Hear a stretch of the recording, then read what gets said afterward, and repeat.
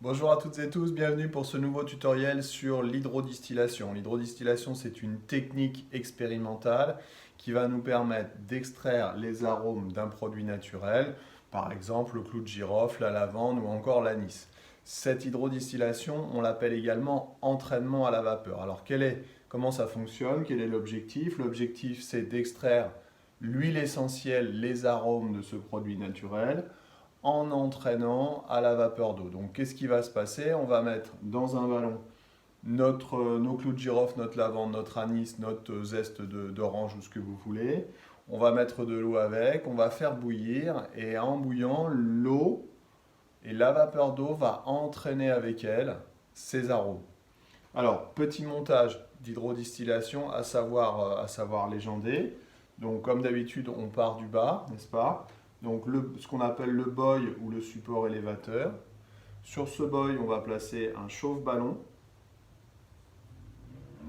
Sur ce chauffe-ballon ou dans ce chauffe-ballon, on va bien entendu positionner le ballon. Et dans le ballon, on aura mis notre produit naturel avec l'eau.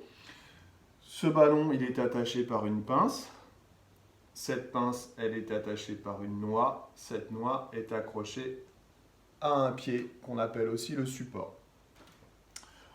En haut de ce qu'on appelle la tête à distiller, mais je ne l'ai pas noté ici, c'est un thermomètre. Le thermomètre va nous permettre de savoir à quelle température passent les vapeurs. Une fois que ces vapeurs ont passé la tête à distiller et le thermomètre, elles vont arriver au niveau du réfrigérant. Le réfrigérant, ici, c'est un réfrigérant droit.